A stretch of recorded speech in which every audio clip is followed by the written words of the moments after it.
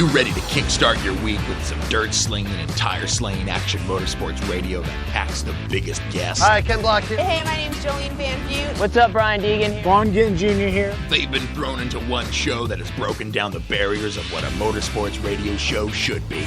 This is the Down and Dirty Radio Show, powered by Polaris Razor, with support from General Tire, KMC Wheels, Dirtfish, Gibson Exhaust, and MTX Audio, with your host, who also happens to spend his weekends flying 800 horsepower trucks through the dirt, Jim Beaver. When was the last time you saw an off-road or rally driver begging to get behind the wheel of a NASCAR IndyCar? Yep, not happening, but you sure see these pavement racers begging to drive our cars. And his partner in crime every week, a self-proclaimed Canadian moto chick who was jumping triples and taking podiums before most guys even learned to ride, Amy Hood. No one knows how to say my last name. Like, is it really that hard? Amy Hood, like I'm from the hood. Don't get it twisted. Sit back, strap in, and be prepared to join us as we take you through a motorsports ride like no other. Here is the man who carries a steering wheel in one hand and a mic in the other, Jim Beaver. What up? Jim Beaver here. Welcome to another edition of your favorite motorsports radio show, the Down and Dirty Radio Show, powered by Polaris Razor. And I got to tell you, days like today, I love doing radio. I love doing radio anytime, but when you got a guest lineup like we do, today it makes it even that much more sweet. Shane McElrath, Supercross winner from A1 in the 250 Lights division. He is calling into the show in hour number 2. Actually, something we pre-taped yesterday. He was in a rainstorm. But anyways, he called in while they were waiting out the rain. But Shane McElrath, we got Ryan Arciero calling in hour number 1. Good friend of mine, a guy that has driven everything from IndyCar lights to off-road trucks to Dakar rally, you name it. Arciero's on the line. And then we got my boy Ryan Tuerck, Formula Drift badass, raced the Baja 1000. He's got a new teammate, his old buddy Chris Forsberg. They're joining forces for 2017 and beyond. It's going to be good. We got Amy Hood on the line, and Amy, as always, she's going to tell us about her debut in Monster Jam this weekend. Ooh. So, yeah, we got a lot to talk about, Hood. So we sure do. Yeah, tons to talk about. But we're going to take a short commercial break. We're changing up the schedule a bit. Right out of the break, we're going to have Ryan Arciero on the line here on the Down and Dirty Radio Show, powered by Polaris Razor. Hey, I'm RJ Anderson, factory Polaris driver, and I drive Polaris because it's the most capable, race-ready off-road vehicle on the market. When R.J. Anderson wanted to set a world record for the longest UTV jump in history, not once but twice, what company did he trust? Polaris and their championship-winning Razor XP 1000. R.J. is a UTV champion behind the wheel of Polaris vehicles, and he exclusively trusts the Polaris Razors to bring him race wins and championships against some of the toughest off-road racers in the world. The same Polaris Razors RJ has won championships in, set world records in, and conquered the Wall of Death in XP1K2 are available to you at your local Polaris dealer. Take the advice of world record holder RJ Anderson and visit Polaris on the web at Polaris.com to see the full lineup of Polaris Razor vehicles, or follow them on Facebook, Instagram, and Twitter at Polaris Razor. The Subaru WRX and WRX STI. A 268-horsepower, turbocharged Subaru Boxer engine rockets the WRX around corners and down straightaways. A race-ready 305-horsepower turbocharged Subaru Boxer engine keeps the WRX STI a rally legend. The Subaru WRX and WRX STI. It's not a sibling rivalry. It's a tag team. Get the latest from Subaru Rally Team USA at Subaru.com/rally. For 100 years, General Tire has provided tires for your lifestyle, your adventure, your anywhere. Born from competition, the Grabber tire offers the durability and off-road traction you demand in a tire. We put these tires to the test in the harshest off-road racing conditions to give you a tire that will make your anywhere possible. So let us take you on your next big adventure. Tweet us photos at General Tire, hashtag anywhere is possible. Because with General Tire, anywhere is possible. Looking to have some fun on four wheels? Dirtfish Rally School has you covered. Packing as much adrenaline and adventure as you can handle into high-performance all-wheel drive and rear-wheel drive Subaru rally cars is where the fun begins at Dirtfish. Just 30 minutes outside of Seattle in Snoqualmie, you'll get a chance to train up to 3 full days with some of the country's best instructors and be put through the high-octane rush of rally on mud, dirt, and tarmac. Get started today and call 425-888-7715 or visit us online at dirtfish.com and use code 911 for a 15% discount. Since 1970, KC Highlights has been designing and manufacturing performance lighting for off-road and motorsports, beginning with the legendary Daylighter up until today's revolutionary Flex, Pod, and Pro 6 lighting systems. KC Highlights offers a full line of halogen, HID, and LED lighting solutions for your off-road vehicle. Looking for the best quality lighting? Looking for the brand champions choose? You're looking for KC Highlights. Find out more information at kchighlights.com or follow them on Facebook, Instagram, and Twitter at KC Highlights.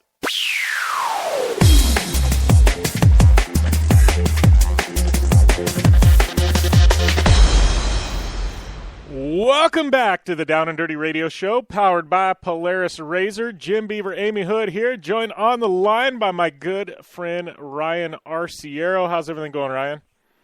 Hello. It is going fantastic, man. 2017. Let's get this year started. Yeah, I know, and it was something. Yeah, it's definitely. I know. From the Parker pre-run this weekend.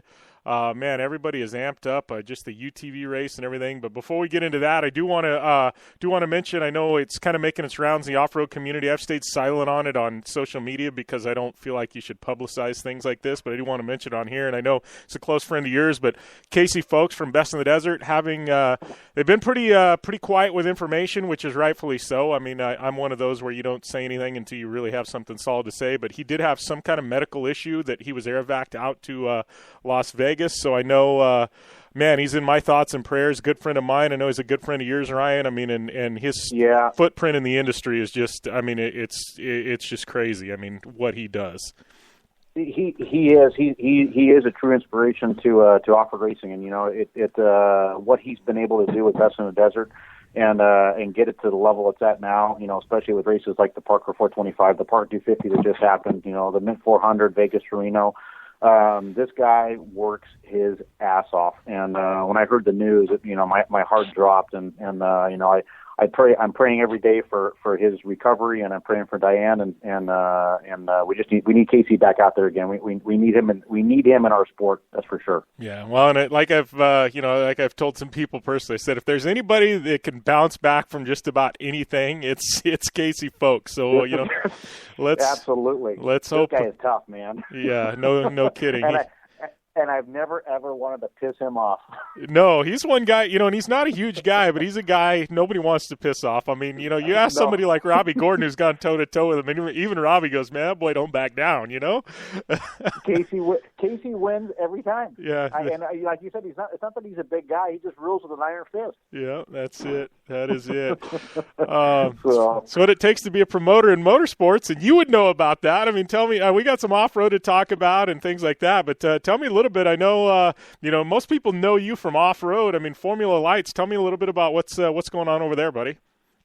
Well, my family's been involved in motorsports now for, it's been 65 years, so a long time, starting in sports car racing and then Indy car racing. My grandpa's one of the original founders of kart back in the day, Indy cars, and then, some NASCAR stuff. And then, I started growing up in the off-road side of things back in the early 70s.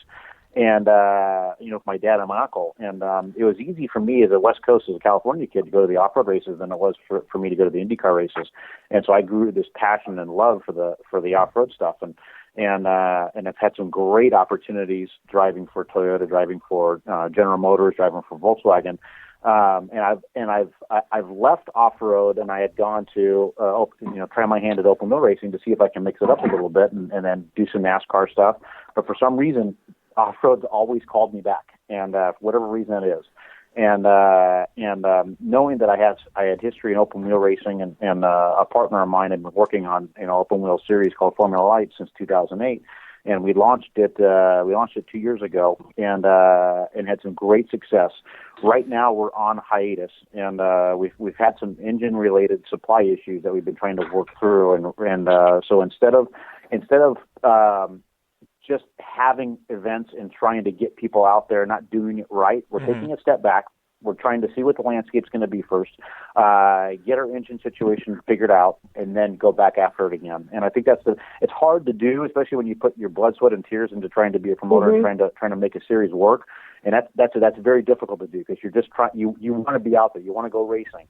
And sometimes you just got to take a step back and say, okay, let me look at the bigger picture here. Let me look more long term. And that's what Dennis and I are doing right now. We're looking more long term at Formula Lights. It's not dead. It's not going anywhere. We're just restructuring it so it can be better in the future.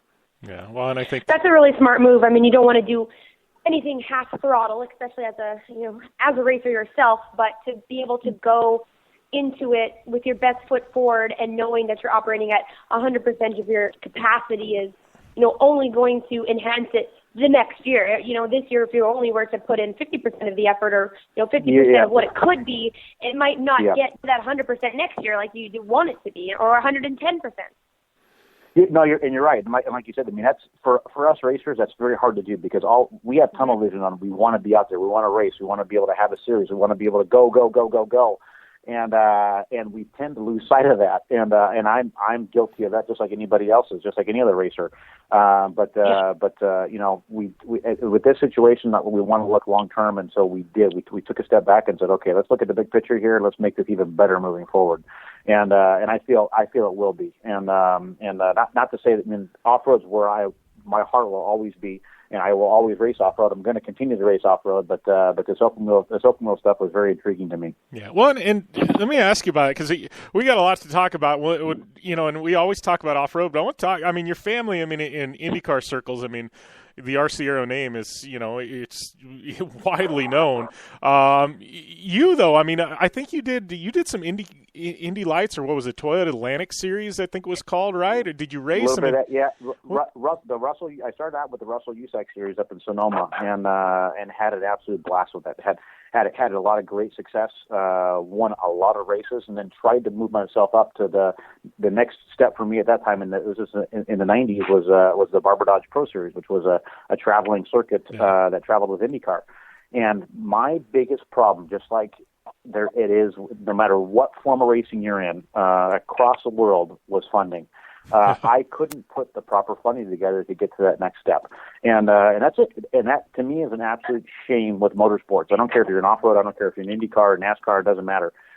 Most of the time, nowadays, it's not the talent that brings you to the top. It's how much is in your pocketbook, which is an absolute shame. So it's not like a standard stick and ball sport where you could be poor and you can have tremendous talent, and your talent will rise you to the top. So that part's unfortunate. Yeah. But yeah, no, I had great success with it. I was winning races. I just couldn't find the funding to get to the next step. And every time I ran into a wall trying to find that funding, an opportunity opened up back in off-road. And so I just digressed back to off-road, whether it was racing for Toyota or an opportunity came up with General Motors to be a factory driver for them. And you're not going to turn those down. Your eyes are going to open up, and you're like, hell yeah, I'm going to go do that. Yeah. So especially go back and do what I love to do, and that's off-road. Yeah, well, and I get it. I mean, it's like you and I talked about, and I know this coming year we got some announcements to make in the next 30 days on my front. But at this point, people have a pretty good idea of the direction I'm heading. But it was one of those things where I can keep beating my head against the wall with a trophy truck program, or I can go into this factory program in the UTV space. Yep. So it's like, why am I going to beat myself up over here, no matter how much I love it? Exactly, but that goes back to Jim. That's. We have problems as racers. We know what we want, but sometimes what we want is not the best thing for us, in the big picture. And and at the end of the day, you're probably going to have just as much fun, and you're going to be dealing with an incredible factory. And those opportunities, and I don't care what form of motorsports you're in, to work with the manufacturer, not a lot of people get a chance to do that, and it's an incredible experience. Yeah, and like I've told people, and this goes back to even Baja and things like that, I said sometimes in motorsports, and I said it's hard for us to think this way, but I said sometimes taking one step back is actually taking two steps forward. And I said, you're right. I said, and even in Baja, I said there's a point in time, sometimes in the Baja races, where things get so gnarly and the silt's so bad. I said, you've got hard packed ground, you've actually got to stop And I said, I've even got out of the car before, or had my co-driver get out of the car and go and scout an area. And I said, as a race car driver, to stop and get out of the car in the middle of a race, it's so hard. But I said, sometimes that's actually the fastest thing, because if you just move forward, you're going to get buried. So I said, sometimes, it's just taking that step back and surveying things. Yeah. Do I want to take 5 minutes and look where I'm at, or do I want to spend 2 hours digging myself out? So I'll give the 5 minutes. Yeah, Absolutely. That's totally it. All right, Ryan, we're going to take a short break. We come back, you and I, and Amy, we got a lot more to talk about. I want to talk some Dakar and obviously some off-road stuff. So everybody, you got it. All right, so hang tight. We're going to take a short commercial break here on the Down and Dirty Radio Show, powered by Polaris RZR. More after this with Ryan Arciero.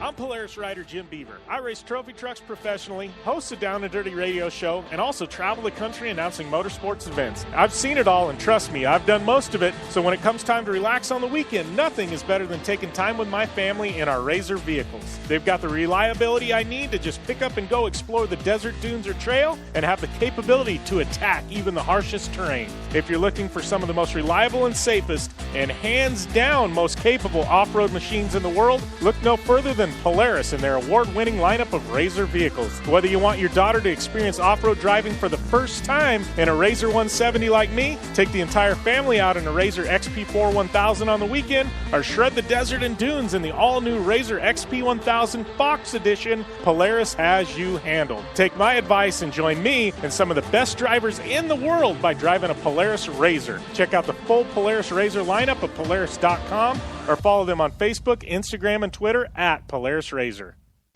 Your life demands a tire that provides durability, comfort, and performance, and that's what General Tire delivers for you. From the all-season grip of the Grabber UHP to the comfort and on-road manners of the Grabber HTS to the durability and off-road traction of the Grabber AT2, General has a tire that will help get you where you need to go. So let us take you on your next big adventure. Tweet us at General Tire, hashtag anywhere is possible, because with General Tire, anywhere is possible.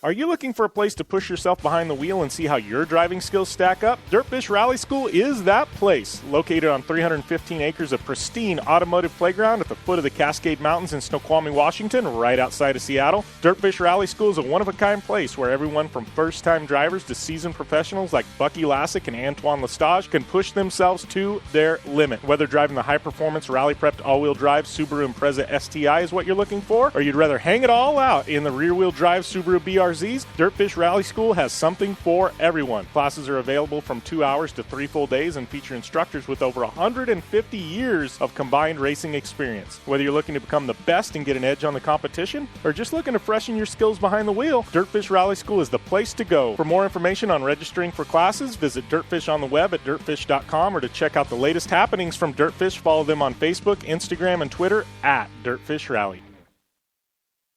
The Subaru WRX and WRX STI, a 268-horsepower, turbocharged Subaru Boxer engine, rockets the WRX around corners and down straightaways. A race-ready 305-horsepower turbocharged Subaru Boxer engine keeps the WRX STI a rally legend. The Subaru WRX and WRX STI, it's not a sibling rivalry, it's a tag team. Get the latest from Subaru Rally Team USA at Subaru.com/rally.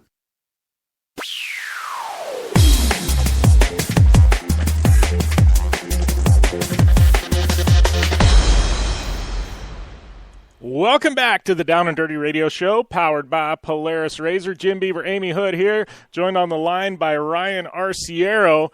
And Ryan, I want to talk a little bit before we start jumping into some off-road stuff, but obviously Dakar is going on right now. Moved to South America a few years back, but I know you're one of the few Americans. You've gone and done battle at Dakar, man. Tell me about that experience. What are these guys going through in this long, grueling event? It is one of the toughest races I have done, let alone toughest things in life I've ever done. I was very fortunate to do it when I was in Africa. I did it back in 2005 with a French factory Toyota effort. And I tell you, I just got done. Mark Miller and I had won the Baja 1000 in 2004, and from there I went from our trophy truck into this stock Toyota Land Cruiser, and that in itself was an eye-opening experience. But for me, it was going there and just learning what it was all about and getting to the finish line. And who cares where we place, what's going on? Obviously the racer in you wants to win at every stage, but it was going to be a big learning experience. It was American.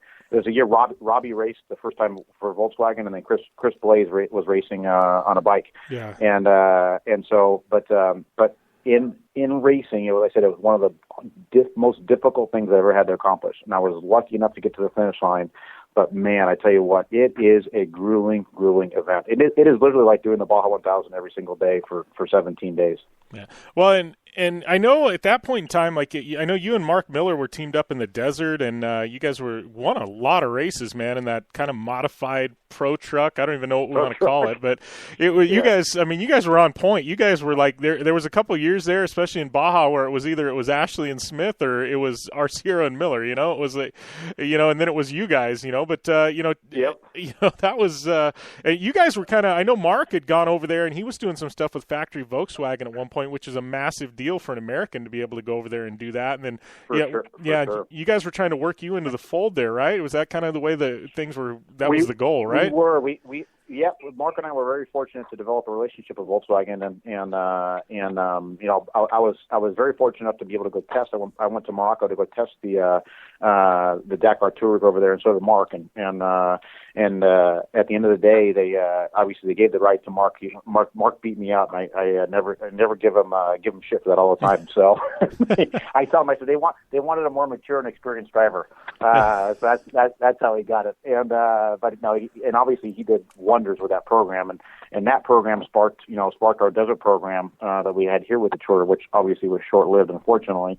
And then we did a road race program for Volkswagen called the Jetta TDI Cup, and which ran for 3 years. But it was an incredible relationship with Volkswagen. I tell you what, their Dakar program, it was like a Formula One program for the dirt. And that's just like the guys watching it now, Peugeot. It's very hard to go there as an American with your own effort like Robbie did and try to compete against those guys because their budgets are so big. You're talking about, $20, $30, $40, $50 million a year for their, for those budgets. And good luck beating those guys. Yeah, well, and I don't think Robbie, as everybody went over there expecting him, because he's Robbie Gordon, just to run away with overall victories and things like that. And I don't think they understand the logistics. I mean, where Robbie was running a really good-sized effort, but still it was very tiny in comparison to, what Mini and Peugeot and even now I guess Toyota and some of the others were running. I mean, it was still a skeleton crew compared to their size, For sure, and it wasn't like Robbie wasn't spending any money. I mean, he was spending millions to go over there. It just was a drop in the bucket, just like you're saying. The logistics and the amount of guys you have and your teammates. That race is very, very important to have teammates. And I'm not saying that Americans can't go over there and go beat those guys. I know Americans can go over and go beat those guys. And I know we can go in their sandbox and make them think about what kind of drivers we are in America. The problem is we need that opportunity. I think what's kind of cool coming on is you got Bryce Menzies, who's unfortunately had to pass up his ride this year with Mini. But I'm pretty sure he'll probably be there next year, and he'll get a taste of what it's like to go compete against those guys. And I know Bryce has the talent to go do it, just like a lot of other Americans here. You just need to be with the right team to be able to do that with. Yeah, and I think he's definitely got the right sponsor and the right team to be able to make that happen. And I think it's going to be really exciting the next couple of years, especially if, from what he's done in the other rally raids that he's gone and run, it seems like he's really got a knack for it. So I'm pretty excited to see the way that plays out. Before we move on, though, I got to ask you. What's that? No, go ahead. No, I was just going to ask you about Mark Miller. He's kind of fallen off the grid. I was going to ask you what's going on with Mark, man. Mark's now a full-time bicycle rider. He latches on to something and he goes full bore. He hasn't been really doing a whole heck of a lot. Hasn't been since he retired from the Volkswagen program, or since Volkswagen retired from Dakar.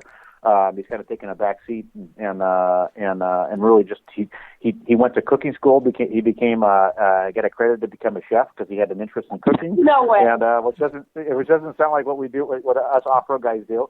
and then now he's really in the mountain biking and road biking, and he's been training his butt off and doing races in both of those disciplines. And Mark's an incredible dude. And if the right opportunity came up for him to come back to desert racing, he would in a heartbeat. So I mean, if I told him this tomorrow, I say, hey Mark, we have something going on, let's go race. He'd be on the first plane coming over and doing it. But for him, it's got to be the right opportunity. Yeah, well, and that's being said, I know every once in a while we get some teaser photos. You've still got the Volkswagen that you guys built into the trophy truck. Amazing. Literally, it was a masterpiece. And it really didn't, I don't think ever really got its due, but you've kind of converted it, modernized it a bit, changed the, I know the engine platform. I mean, what's the status of that? I know you've pre-ran in it, right? Yes, I've been pre-running the 500 to 1,000 the last 2 years, and what we did is it had the Audi V12 diesel engine in it originally when we built it, and that was a lease program between Volkswagen Motorsport in Germany and Audi Sport in Germany, and that was the same engine that they ran in the Le Mans LMP cars, and it was bitchin'. I mean, it was just incredible. It looked like something out of a space shuttle when you see this diesel engine. And but the cost to run that thing was way too expensive. We couldn't even when we built the Tuerck here at our shop in California. When they sent the engine to us, they didn't send it with the ECU, with the engine control box. And the only time we could start it is when they had two engineers from Germany fly here, and it took about an hour and 10 minutes of pre-warm-up procedures just before you can hit the start button in that thing. Oh, wow. And it was literally like you're launching a damn space shuttle. So that motor wasn't realistic, and we had the X-Track transmission in it, and which was awesome. I still have those here, but I decided to go just make it simple. Yeah. So I put a Chevy LS9 in it, and with a Colhane Turbo 400. And it's been absolutely perfect. And I run on a pumped gas, and I go pre-run with it, and it I mean, I could race it with that LS9 in it. Patton ended up did a great job in building me up a stock, pretty much a stock blueprinted LS9, and it's so much fun to drive. And the thing's cool because it stands out when you're out in the desert. It doesn't look like anything else out there, and you see this really cool, SUV body that turned out fantastic, and people stop and ask you. Yeah, the thing was, I've seen it once in the flesh, I think. It's just a beautiful, beautiful piece. So, talking about desert racing 2017, what's the plans there? You back with the Herps? What's going on, buddy? Absolutely. Troy and I have had a great partnership the last, I think it's been 5 years now. And, we have these brand new trucks, and we've been trying to work the bugs out of them, do more testing, get them faster, and I think we finally hit the nail on the head at the 1,000 this last year. We qualified towards the front. And then we ended up having a great race, and the trucks are really starting to shine now. And compared to our previous trucks, are very heavy, very cumbersome to drive, and so I'm excited to get a full season under our belts now with this new truck and bringing it to Parker. We all know qualifying is important. The Parker, it's all you're qualifying in the sand. For the most part, and having a light, nimble truck makes a big difference. And so I'm super excited to get the season started.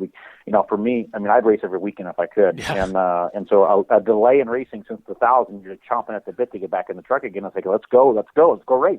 And so I can't wait for Parker can't come quick enough for me. So we're gonna do Parker. We're gonna do the Mint 400. We're gonna do Vegas to Reno. We're going to do the Baja 500 and the Baja 1000 as of now, unless things change, we add more to it. But those are the big ones. Those are the ones that matter to our sponsors. Yeah, and I think that's funny you mentioned that about off-road, and we've seen the ups and downs, but it seems like, there's the big five, and then there's everything else, it's Parker, Mint, Vegas to Reno, the two Bajas, and, sadly San Felipe is kind of, for one reason or another, kind of fallen off the grid a bit. But exactly. And it's not, Jim, it's not to say that we don't love and we don't want to race those races. Of course, I mean, I'll race. Like I said, I'll race them all. I know you will too. But at the end of the day, if you're trying to do something for your sponsors, those are the ones. Those big five are the ones that are getting the media attention. And the Martelli brothers have done a phenomenal job with the Mint 400. Casey's done a great job with Parker and Vegas Reno, and obviously Roger's done a great job with the 500 and the 1,000. And this year coming up, we have the 50th anniversary of the 1,000 too, which is going to be a big one. Yeah, it's definitely going to be massive. I know there's guys been planning on this for I know at least 18 months now. It's just it's going to be big. I'm pretty excited to see the way things lay out down there, and and are you going to go race it? We'll see. That's the easiest way to put it. I've got some people pinging me about some different ideas and things like that. It won't be with my program, but I am for like you. I'm for hire. I'll race any weekend of the year. Exactly. Gym programs change every week. Yeah. He has something new and different that comes up and pops out of the bush every. Yeah, I am fortunate that I've been getting more and more calls. So let's put it that way. That's good. Yeah. That's really good. Well, you've done a hell of a job with this radio program, and I told you that before too, as we've talked. And the more exposure you get on this, man, more opportunities are going to rise. They're going to say, "Well, I want Jim to come race with me, damn it!" Yeah, I might get some exposure. That's kind of what it's become. I don't know that it's my driving skills, but it's one way or another. I'm getting rides, right? You've been at this a long time, Yeah. just like I have, and you've done a phenomenal job. So don't sell yourself short there, buddy. Yeah, well, we all got to carve out our niche, man, and it's just the way it works. So. Yeah, absolutely. Yeah. Well, I appreciate you taking the time. We're running short on time, buddy, but we need to do it more often. I know, we'll be back in the Mint 400. We'll definitely have to get you dialed in there out at Fremont Street, and we'll see you at Parker. Nope.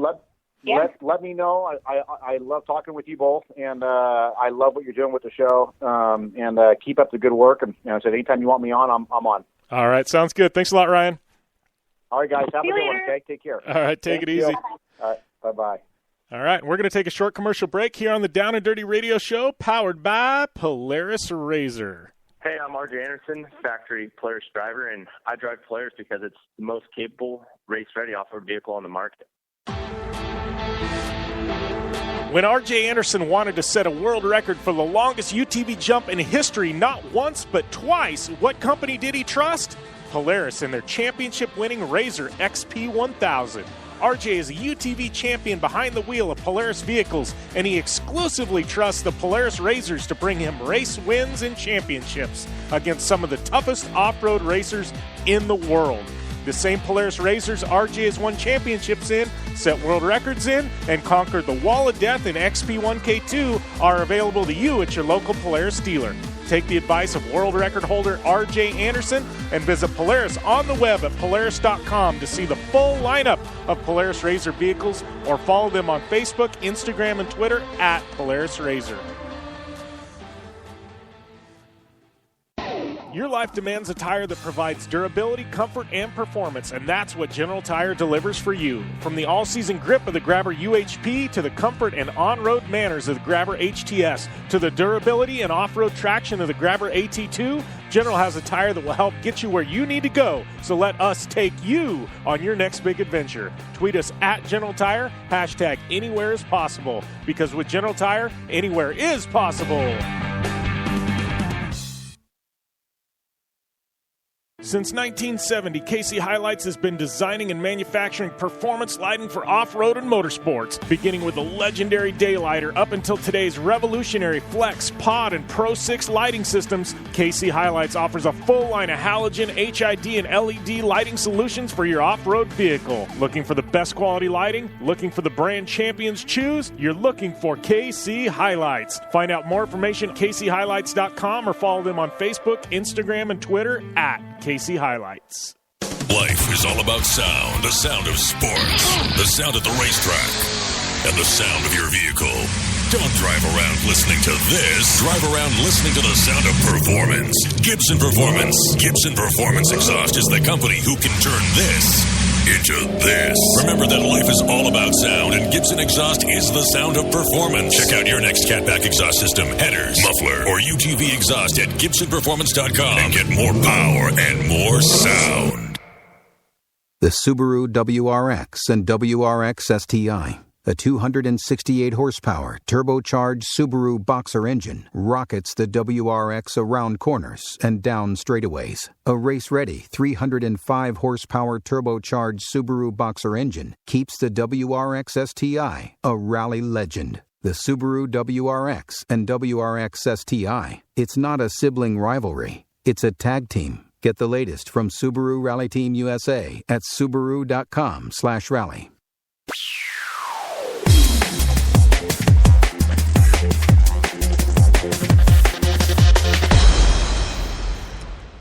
Welcome back to the Down and Dirty Radio Show, powered by Polaris RZR. Jim Beaver, Amy Hood here, just wrapping up with Ryan Arciero, guy who I don't know. He's not much older than me, but he's been around the industry for a long time. Kind of grew up in this stuff, kind of like you did in motocross, Amy. And I mean, like his dad and family, and involved in Indy cars, and he was like at the track when he was 2. So it's like, he's got all this experience in motorsports, but it's not necessarily that he's an old guy. You know what's crazy? I still tend to kind of like check myself when we have these guests on who just so nonchalantly say, yes, after I won the Baja 1000, and, then go on to talking about racing the Dakar. And I'm thinking, like, wait, I'm talking to champions who are winning these races that I have, like, looked up to as a kid. I got, the Baja 1000, the Dakar. Like, it was kind of so far out of reach when I was a kid.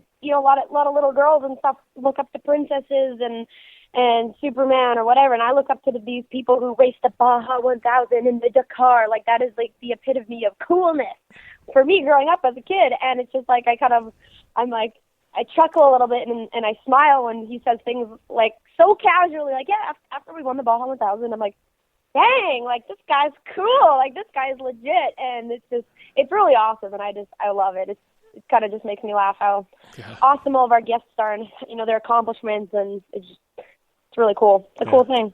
Well, yeah. Well, it's humbling to me, even just like this past weekend. Like, I think I'd text you and you were in the middle of Monster Jam. I said, hey, Shane McElrath just won. Do you have any contact? And I didn't get anything back from you. And I'm like, man, he'd be a fun interview. Like, this guy just won on TV. How the heck do I get a hold of him? And I'm like, so I go, well, let's DM him. And he knew who I was. Like, I sent him a DM and I said, hey, man, Jim Beaver got this radio show. Amy Hood's my co-host. We've had Reed and Dungy and Roxon on before, and, and some of these other guys, Pastrana and everything. I said, you interested? And within, 2 minutes, I get a DM back. Oh, absolutely, dude. I'd be pumped to do that. And it was like, to me, it was humbling. Like, he knew who I was. I'm like, not that I've accomplished anything, but it's like, man, 5 years ago, 6 years ago, that would have been I don't know, it would have been on deaf ears, but it was just, I don't know, to me, stuff like that's humbling. It's like, wow, these people are actually on air with us. This weekend for me was another one of those, the most humbling, insane, humbling experiences of my entire life. Like, I don't even know, I don't even really have a word to sum up my weekend other than supercalifragilistically awesome. I think that was a word. Like, I had to make up a word to describe how cool and amazing my weekend really was. Now you get to go and do it again. Absolutely. I'm here hanging out in San Diego during the weeks, and then I fly out usually on a Thursday and drive monster trucks on weekends for Monster Jam. I mean, it's a hard life, Jim. Yeah, hard life. You need to go up to Lake Elsinore, crack the whip on James over there at IMG, and tell him, finish Jimmy's car. Okay, I'll do that. I've actually got some stuff sitting there I bought from Sarah Price, so I need to get over there at some point in the next week or two and pick it up. She's got a pile of stuff sitting in her garage for me, and she's probably like, Jimmy, get over here. We need to clean out the garage. So, yeah, but no, I mean, tell me about it. Like, Monster Jam, I mean, you've been training. How was it? Like, I mean, how did the training come into play? Like, was it totally different? I mean, were you able to apply things, or was it exactly the same? I mean, tell me more about, I'm interested. I want to know about this, I mean, it was training at Monster Jam University was really just to get us feeling comfortable in our machines, comfortable with the obstacles, because every track that we go to, the tracks are set up exactly the same with our 4 wheelie hits. They're all the same. It's a single log, a log, triple log, loader tires, and tractor tires. And, that's always going to be the same. Where they're placed on the track is always going to be the same. What's always going to be different, and what you can guarantee on it, is the dirt. So it's just like motocross. You're going to have some tracks that are going to be tacky and clay or sand-based and blue groove. Like, everything is going to drastically change. And obviously, like, the slopes of the hits are going to change. Not a lot, but just every time you're going to go to a track, it's going to be a little bit different.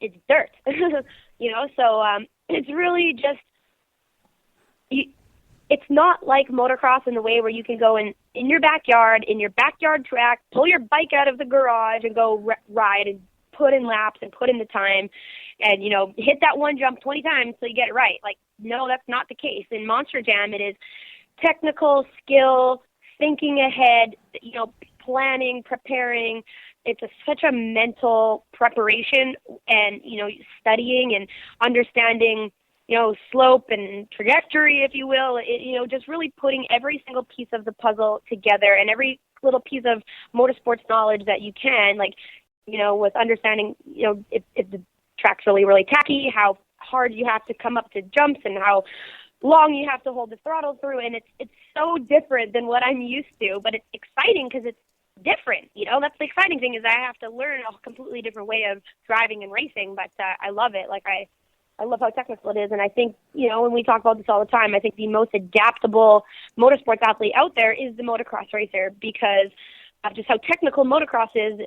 Being able to transition everything that I've learned in motocross to Monster Jam has worked really well with me, being able to read the dirt and reading jumps, and I had a great weekend, and I obviously have a lot to learn in the monster truck, but I find my comfortability on the ATVs, and I was lucky enough to win 2 ATV main events and get in front of the crowd and, do my spiel, and it was insane. I mean, I'm lining up against 8 different people, one other girl, but all guys, and then Justin Sykes, who used to race Supercross. So he is my main competitor, obviously, on the ATVs, and it felt awesome to kick his butt. It was like the best experience ever, and I just had so much fun, and the crowd in Monster Jam is unlike anything I've ever experienced in my life.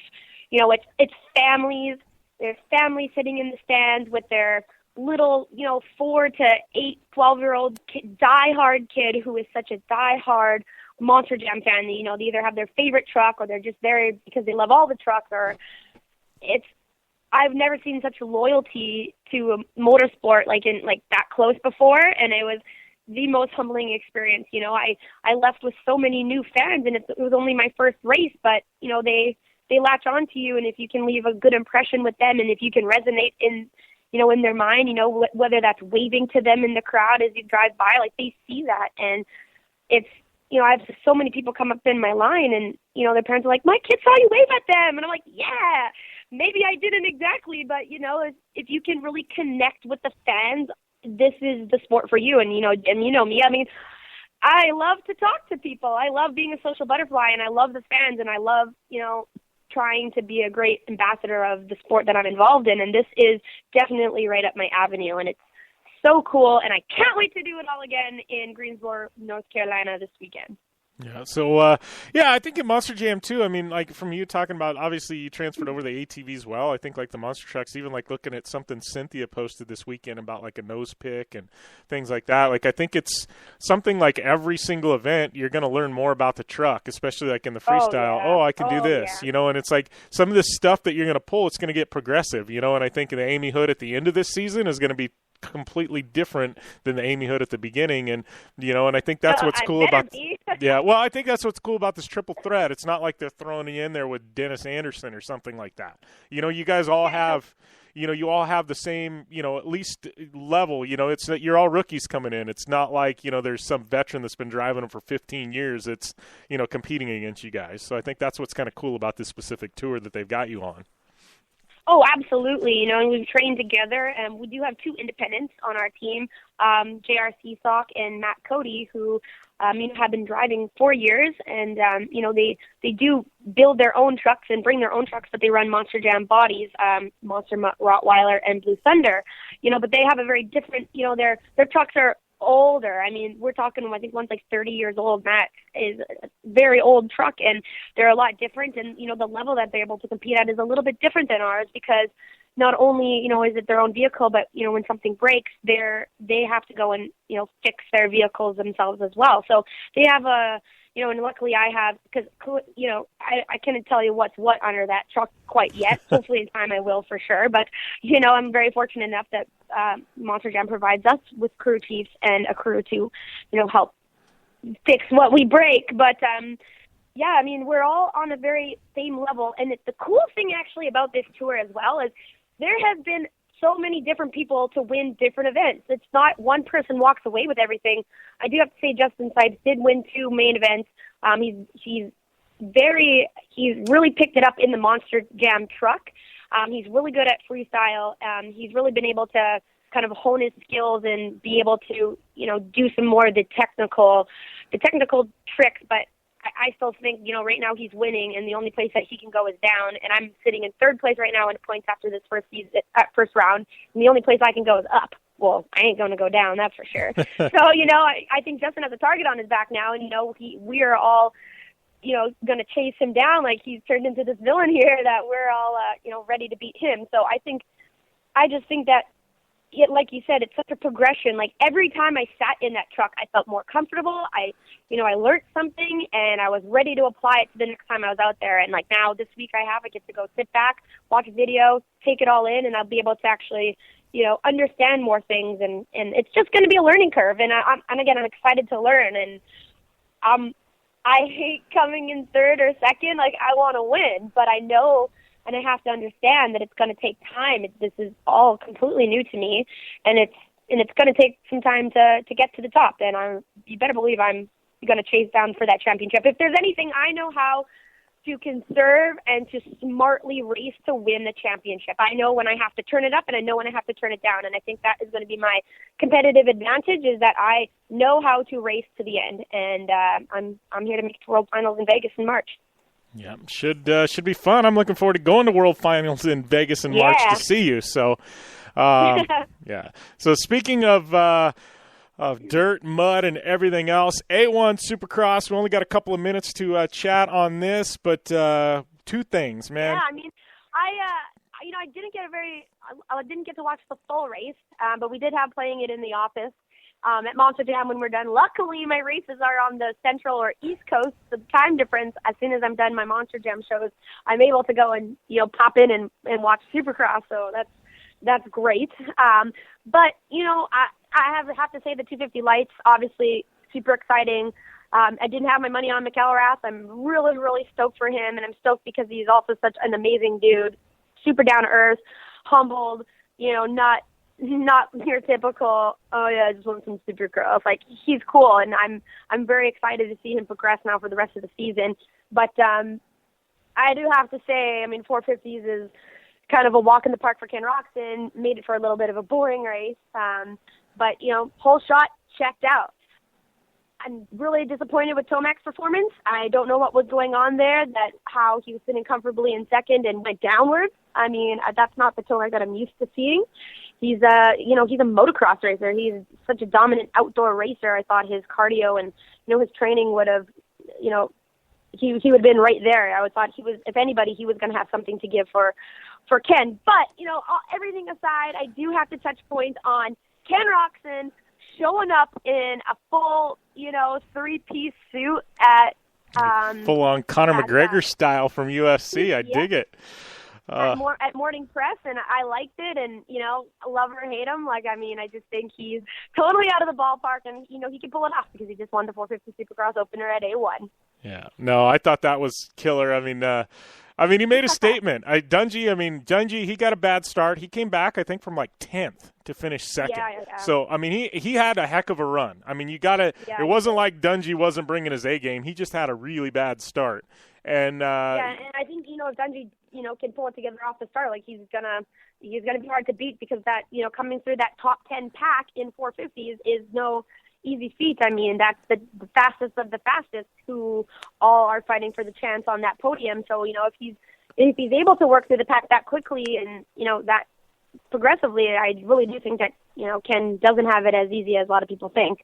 Yeah, exactly. It's going to be a good shootout, and then McElrath taking the win. Stoked to see that. We got to take a short commercial break, and when we come back, we got some Dakar and snowcross updates and Ryan Tuerck in hour number 2. All that and more here on the Down and Dirty Radio Show, powered by Polaris Razor.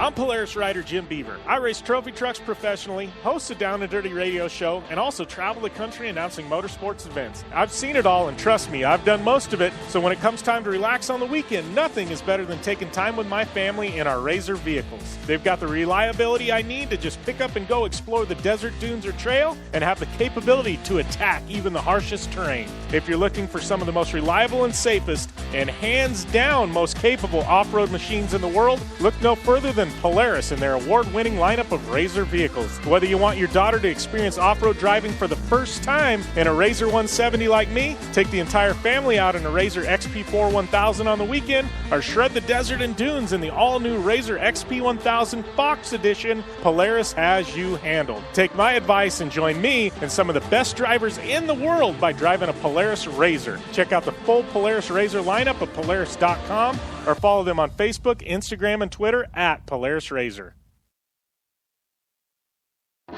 MTX Audio is the leader in sound. Whether you're looking for high-quality, all-weather motorsports audio products like soundbars, amplifiers, and speakers that will work on any UTV or motorcycle, need to dial in your car or home with high-performance audio solutions, or are looking for a new portable speaker or set of headphones, MTX Audio has what you need to get your project sounding as good as it looks. MTX Audio is a family-owned American manufacturer who has been in business for over 40 years. Check out the full line of products at MTX.com.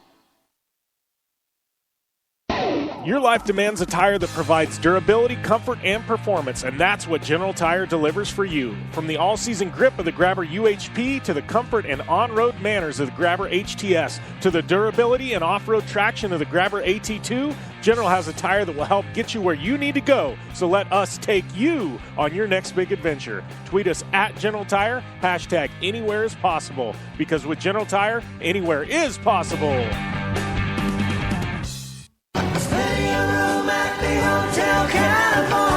Don't miss Hotel California, the country's most highly acclaimed salute to the Eagles, performing live Saturday, January 28th inside the showroom at the Blue Water Resort and Casino. These multi-talented musicians will deliver a dynamic and exciting show of timeless music. Doors open at 5. Show starts at 6 p.m. Arizona time. General admission just $20 or VIP tickets only $35. Tickets on sale now.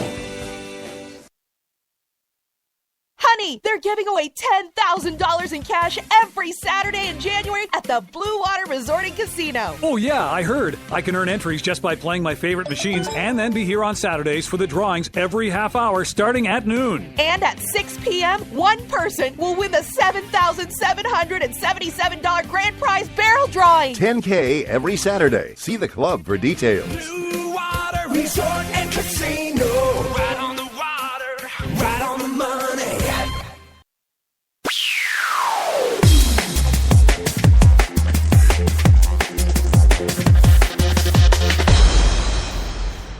Welcome back to the Down and Dirty Radio Show, powered by Polaris RZR. Going to roll right into some quick updates in this segment. Had a lot of racing action over the weekend, that's for sure. Obviously, we had Supercross. Ken Roxon taking the win there. Shane McElrath taking the win in the 250 division. He will be our guest on hour number 2. Super stoked on that. But we also had some snowcross racing happening from Duluth, Minnesota. One out there, or not from Duluth, Minnesota, sorry, right outside Minneapolis, St. Paul, Canterbury Park there in Minnesota. This is one of the big ones of the year for snowcross, kind of one of their premier events.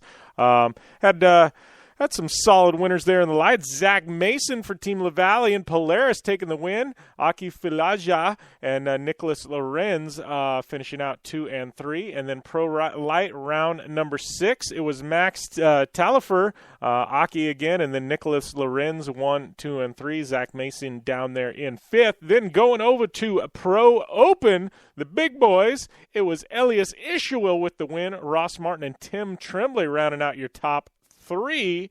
Notable, it was Tucker Hibbert down there in 10th place. Don't see Tucker down there very often.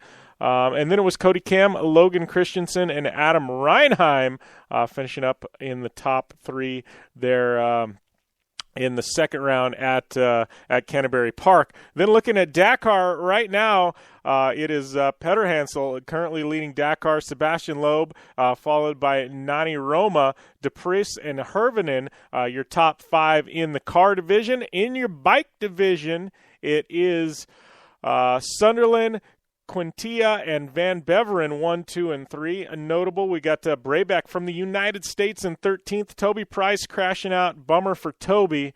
Definitely bummed to see that. But we're going to take a short commercial break. We come back. We're going to have some Best in the Desert results here on the Down and Dirty Radio Show, powered by Polaris RZR.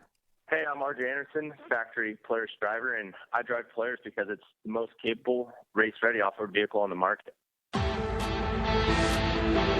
When R.J. Anderson wanted to set a world record for the longest UTV jump in history, not once but twice, what company did he trust? Polaris and their championship-winning Razor XP1000. R.J. is a UTV champion behind the wheel of Polaris vehicles, and he exclusively trusts the Polaris Razors to bring him race wins and championships against some of the toughest off-road racers in the world. The same Polaris Razors RJ has won championships in, set world records in, and conquered the Wall of Death in XP1K2 are available to you at your local Polaris dealer. Take the advice of world record holder RJ Anderson and visit Polaris on the web at Polaris.com to see the full lineup of Polaris Razor vehicles, or follow them on Facebook, Instagram, and Twitter at Polaris Razor.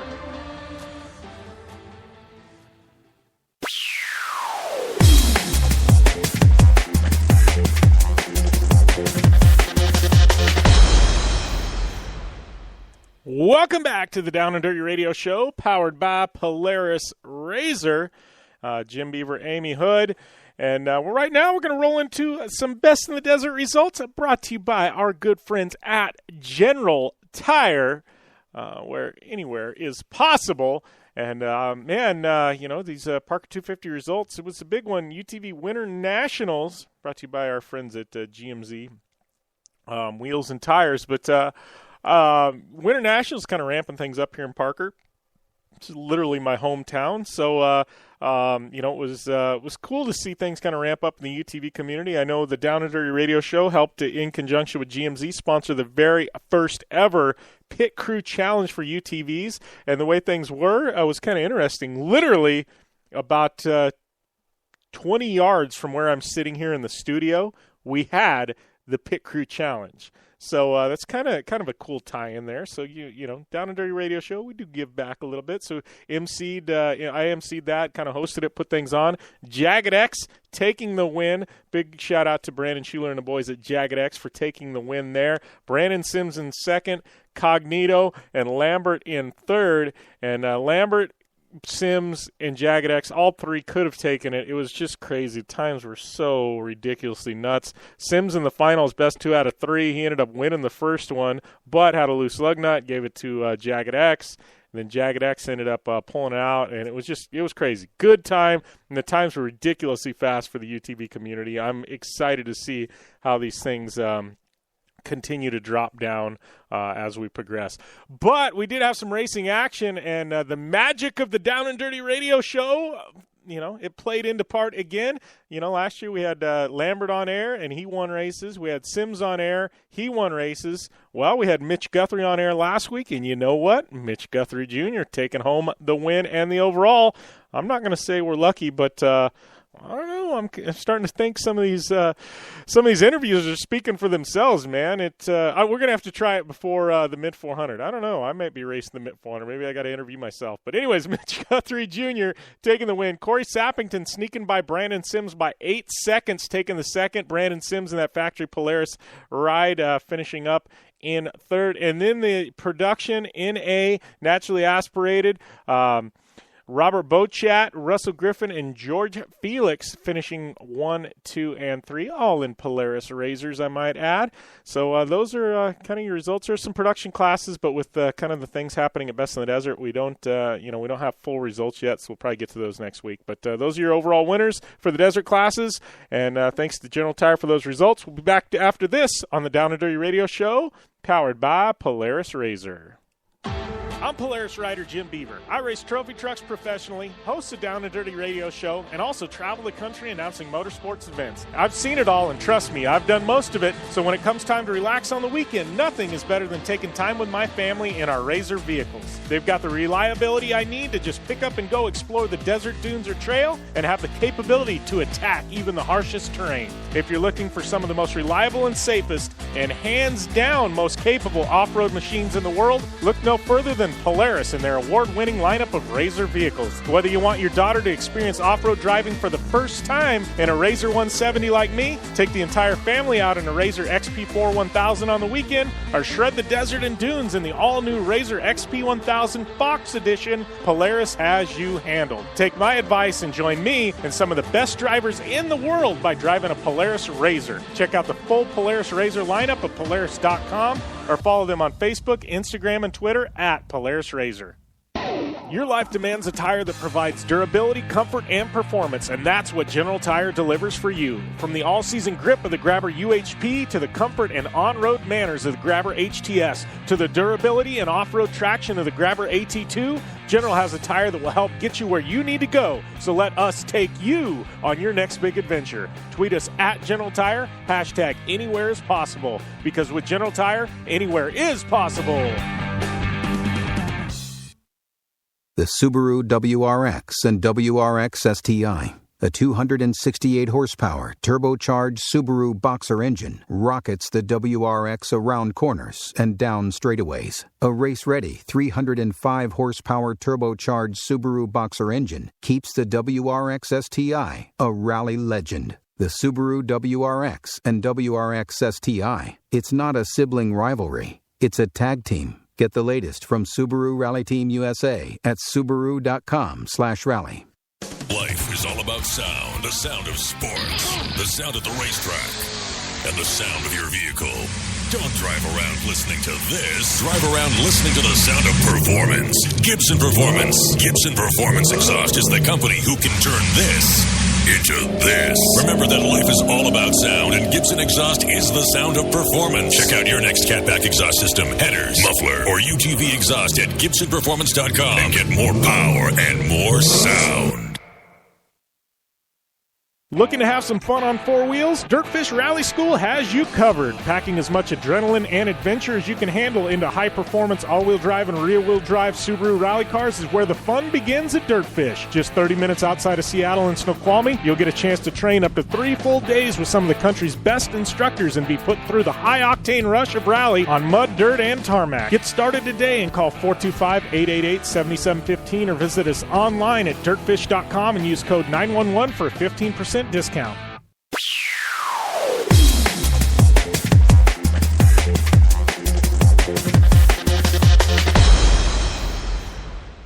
Welcome back to the Down and Dirty Radio Show, powered by Polaris RZR. And I'd like to welcome my next guest. Man, he was like right on cue. I like it. Ryan Tuerck joining me on the line, man. You were like spot on, Tuerck. I dig it. I was counting down the seconds before it turned 101 when he told me to tune in.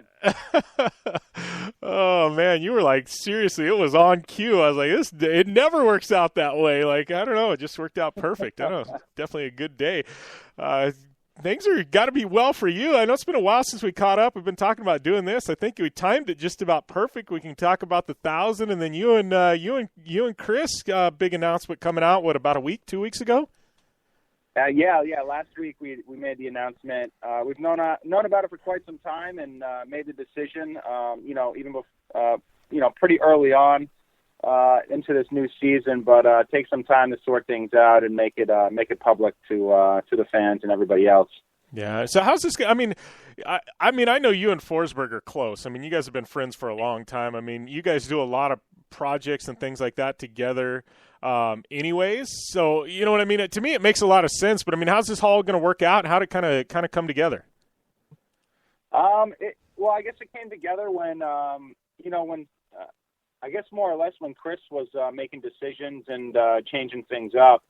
When he decided to talk to Nameless Performance and work out a deal with them is kind of when, the culmination of everything came together, since Nameless Performance takes care of my program, builds my cars and services them and is a phenomenal supporter of the program. That's where everything kind of came together. There was a lot to sort out, but, when Chris and Nameless Performance came to a deal, that was pretty much what solidified the fact that we were going to team up together, be pitted out of the same rig, and just utilize resources, and it's working out quite well so far. We've had quite a few different sponsors that are coming on board to support the both of us, so it'll make things a little bit more fluent for us and easier for us to do even more video projects and more content creation, which is great. Yeah, I think that's a big thing. When you're fighting conflicting sponsors and things like that, it makes things kind of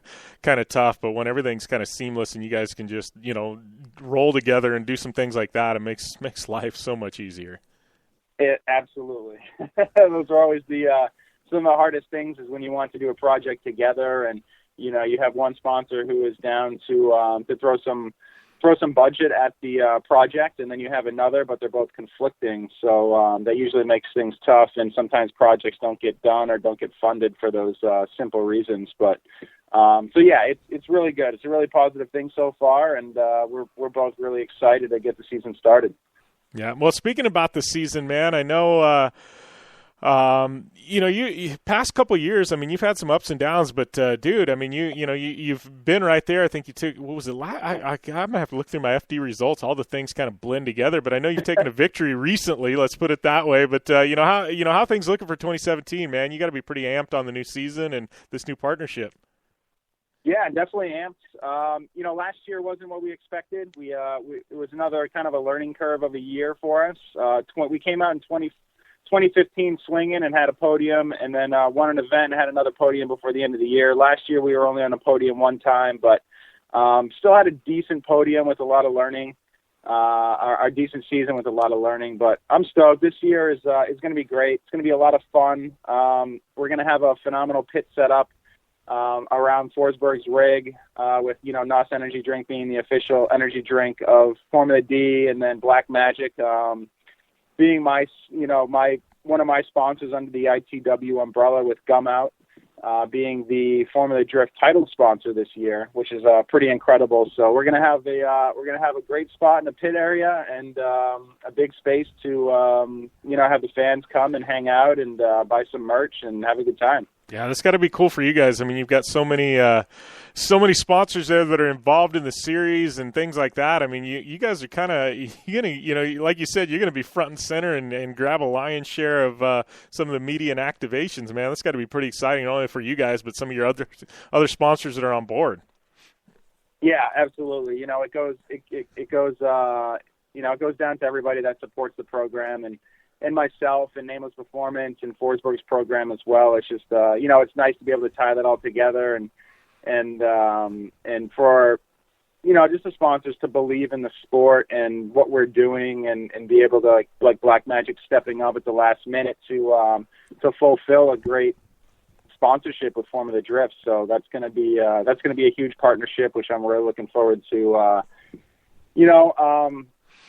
helping throughout the season. Yeah, well, Formula Drift, it's still, I mean, I don't want to say amazes me because I know the hard work that the guys there at the series put in, but, I deal with a lot of sanctioning bodies and organizations and things like that, and, year after year you see Formula Drift's growth, in the numbers, you see the sponsors coming in, but I know me, like I deal with all these organizations and things like that, and probably the easiest one to deal with is Sage and the guys at Formula Drift, and yet, a lot of times, and you can see it because the growth, you know what I mean? And it's like some of the ones that are struggling are some of the hardest that I deal with, and to me, I'm like, the proof's right there. Exactly. Yeah. Formula D is very, very aware of, making it easy for people to work with them. They go above and beyond on the marketing side of social. They have really good social media. They throw a phenomenal event year in and year out. The entire season is just a ton of fun. The fans come and have a great time, and they know how to throw great events, and they know how to treat their partners very well. So I think it keeps everybody really happy. We're not jumping leaps and bounds as far as notoriety. Like we're not, I guess, jumping 3 or 4 steps, but each and every single year, it's like a steady growth for the series and for drifting and for all the drivers and sponsors coming in. Everybody gets a great ROI in their investment, and above all else, we all have a phenomenal time doing it and putting on a great show with the Traveling Circus. Yeah, well, and it seems like, you talk about that steady growth, and generally that's the sustainable growth. So you see whether it be a guy or a series or something like that shot out of a can in year one, you know what I mean? This massive growth, but it's not sustainable. At some point there's a fall off, but it seems like the way Formula D's done it with that gradual growth process, and, it seems like the drivers and everything else have kind of been along that same curve. It seems like it's able to sustain year after year after year, and you don't have that massive where the floor falls out of things one season or something like that. Yeah. Yep. Yeah. They haven't done anything too off the wall to really put the series or the drivers or anybody really in any kind of jeopardizing scenario. So they've been extremely smart on that side of things with the growth and making sure that things are, moving forward in the proper way. And who knows? They may have turned down deals in the past and or recently just to, sustain what they feel like is the right path for the growth of the series, which, I commend Ryan, Jim, and the rest of the team over there. It's not a massive family, but it's a very core family, and those guys do a phenomenal job day in and day out. Yeah, well, and I know, we're at a time, too. I mean, every motorsport, drivers are hurting for sponsorship, and it seems like that's the deal every year. But, how's it been for you, especially being a driver and a guy, personality within Formula Drift? I mean, sponsorship, it's not easy, but it seems like, you guys have – seems like Formula Drift is an easier sell maybe than some of the other motorsports? I feel like Formula D gives us a great platform to sell to sponsors for sure. Beyond that, a lot of it is, just the content creation and the return on investment and the outside of competition stuff that you can also sell into the same sponsorship. So, having two kind of separate deals like that is very critical to being able to land some bigger sponsors and just, keep everybody happy. What I like to do is always go above and beyond for my partners to, I guess, overdo what they expect and hope that they continue on the following year and years to come. So I like doing. It's nice when you have a long-term relationship and partnership with somebody rather than somebody who comes in for a year and kind of isn't happy or you're not able to give them their return on the investment. So it's good. Formula D has given us that platform, and we've been able to utilize it quite well. Yeah. Hey, we got to take a short break. You can hang on for a few minutes, right? Sure thing. All right, man. I want to talk some Baja with you. So you stepped over into my world, so we got some stuff to talk about after the break. But we're going to take a short break here on the Down and Dirty Radio Show, powered by Polaris RZR. More Ryan Tuerck coming up after the break.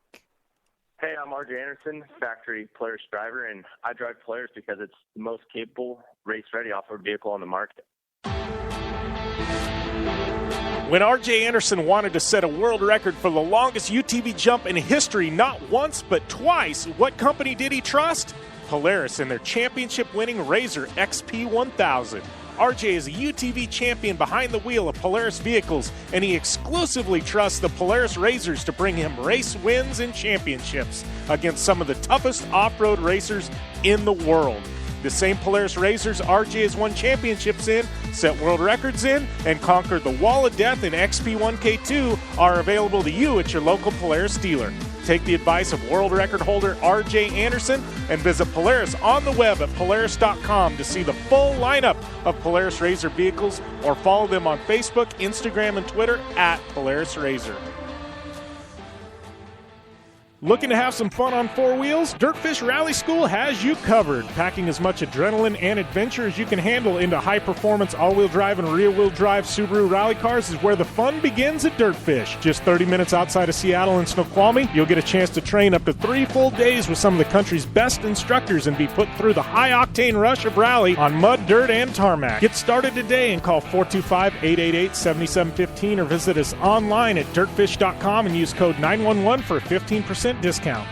The Subaru WRX and WRX STI, a 268 horsepower turbocharged Subaru Boxer engine, rockets the WRX around corners and down straightaways. A race-ready 305 horsepower turbocharged Subaru Boxer engine keeps the WRX STI a rally legend. The Subaru WRX and WRX STI. It's not a sibling rivalry. It's a tag team. Get the latest from Subaru Rally Team USA at Subaru.com/rally.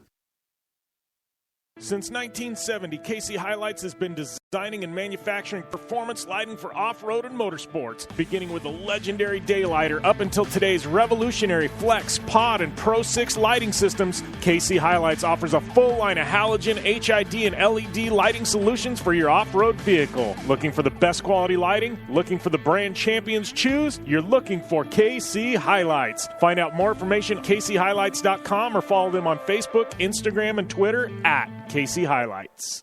Honey, they're giving away $10,000 in cash every Saturday in January at the Blue Water Resort and Casino. Oh, yeah, I heard. I can earn entries just by playing my favorite machines and then be here on Saturdays for the drawings every half hour starting at noon. And at 6 p.m., one person will win the $7,777 grand prize barrel drawing. $10K every Saturday. See the club for details. Blue Water Resort and Casino.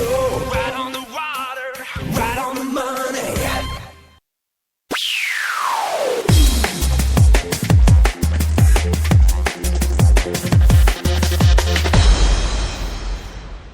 Welcome back to the Down and Dirty Radio Show, powered by Polaris Razor. Jim Beaver here. We got Ryan Tuerck on the line, and just talking a little Formula D. Your big announcement. I don't want to talk some Baja, but before we get into that, I got a question to ask you. It's a little off the wall. I've never asked you in all our interviews about it, but I know it was like a year or so back. You got to drive Ken Block's Escort. Over there for the Gymkhana Grid Finals. How was that thing to drive? Absolutely amazing. So I got to drive it a couple different times for an initial shakedown test day, where we did that out in Cali Speedway around a big cone course, which was phenomenal. The thing is so cool. It was built so well, and to Ken's specifications, and the thing turned out phenomenal. 330 horsepower, naturally aspirated 4-cylinder engine, so really peaky horsepower, but the gearing was on point, sequential. I believe it was a 6-speed transmission. I forget if it was a 5 or a 6, but it was a blast to drive. It was super light, super nimble. It did everything you asked it to do, basically the second that you asked it to do what you wanted. It was cool. It was a huge pleasure to be able to drive that car, and a huge thanks to Ken for giving me the opportunity. Yeah, well, and I've been, obviously I've never driven any of his builds, but I've been around him, especially at the shop, and I've been able to kind of crawl under him and stuff. When they're out at a show, there's always, fencing around them and things like that. But I've actually been able to crawl around and in and outside of them and pop the hood at his race shop there. And I don't think people realize, when Ken does a build, I mean, he goes all out, and these are beautiful, beautiful cars, but, the performance is there as well. And I think, I think a lot of people see the outside and they see the cool factor, but I don't think they really see the fit and finish that goes in when he actually, pulls the trigger on a build. And, and I've seen the Unicorn. I can't remember if I've been around the Escort or not up close and personal. I'm thinking not because I can't remember it, but I'm assuming the fit and finish there is on point, man, just like the Unicorn was and some of the other stuff he does. Oh, absolutely, yeah. Everything Ken does is top notch, and his car builds are nothing short of that. They're the best that they absolutely can be, and same goes for his crew, his team, his videos, and everything else that he does. It's all top notch. Yeah, well, you've been playing around with some builds. What you got some Ferrari power you've been playing around with, and all kinds of stuff, right? Yeah. Yeah, I was going to say. I had a dream on paper and presented it to Gum Out and the ITW guys, and they happened to love the idea. So we pulled the trigger. We did it. There was a lot of things that weren't. With any build like that, doing something pretty new that not everybody has. There's not a lot of data to really pull from. Yeah. So a lot of things were understood at the time of green lighting the project, and when our feet were about 12 inches in the mud, we realized that we really had to throw some extra funds at it and follow through and make it happen, since it was already announced to the public and everything else. Well, and that's Yeah, where does one go about sourcing, I mean, a Ferrari engine? I mean, I'm sure you can probably eBay, right? Some crashed exotic somewhere, but, I mean, to get... Yeah, I think like in insurance auctions or, probably eBay. I think one would probably pop up on eBay every once in a while, but we actually, Huddy Motorsports and Sean Hudsmith, who built the car, he put his feelers out there. He literally 2 weeks later after we greenlit the project, there was a guy that crashed his 458 Italia up in San Francisco area. So we had first dibs on the motor, and he went up there, checked it out himself in person, talked the guy down on price a little bit, and we had ourselves an engine. Yeah, well, and I know, eBay, that place is great. That's you guys lucked out with that. I know, I had an idea for a project that I pitched. This was 5-6 years back, and I never could get it. It probably rightfully so. It was a crazy project, but it was using an IndyCar engine, and so it was one of those I was looking for old IndyCar engines, and it would have been wild, but it was one of those things where it was just now looking at it, I'm I was still thinking it'd be fun, but it was just so out in left field that for an off-road car with an IndyCar engine, and it wasn't actually going to even be a race car. It was just kind of like a show car, and I don't know. It would have been wild, but phenomenal idea though. Yeah.